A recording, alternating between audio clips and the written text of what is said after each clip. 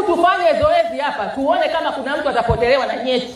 Simamisha wanaume hapa. Hivi nyinyi kwa nini msiokoe hili taifa? Wangapi wanaamini kwamba nyeti zinapotea ukishikwa bega? Wangapi hawaamini? Haya wanaume songa hapa. Mdairi ukato twende chini. Mimi nishachoka hii nchi. Hii nchi bwana, usipofanya mambo kwa vitendo, haya wanaume kushikana mabega, alafu mtoe hapa nani nyeti zimepotea, njoo wanaume njoo. Huu uongo mwingine, huu uongo balazuri tu.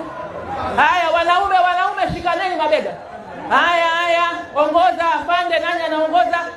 Nani Juma ongoza. Maafande mbona mnyinyi haite mnafanya nyinyi wanaume? DC njoo tushikane mabega. Diwani njoo tushikane mabega. Mimi la mpaka mtanielewa.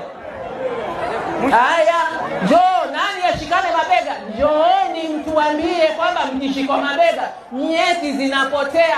Mimi ni daktari wa binadamu, nikachungulia nione naye uvumisha uongo. Nyie ndio naye uvumisha uongo. Haya shikaneni mabega, mheshimiwa DC ongoza. Wanaume wanashikana mabega kuonyesha ni uongo uliokubuhu. Wanaume walio matapeli, wapenda hela za haraka. Mwanaume eti ukishikwa bega eti nyeti zinapotea, ni uongo. Nyie vijana njoni.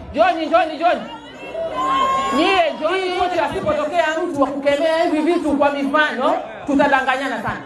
Wengine Shakaora wakapelekwa wakafa, kwa Kibetele na wenyewe wakaenda wakafa. Tutasubiri mpaka nani yafe? Uongo, ushirikina ni hadithi za uongo. Mimi ndo wangeniloga wa kwanza ninavyowafuatilia. Utapeli tu.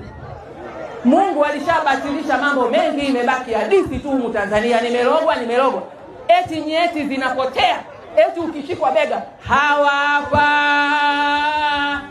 Haya geukeni kule, kila mtu atafakari na nyeti zake.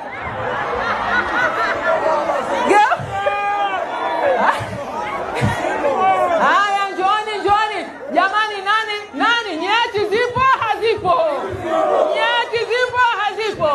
Wanaume oye! Wazomeni wanaume waongo.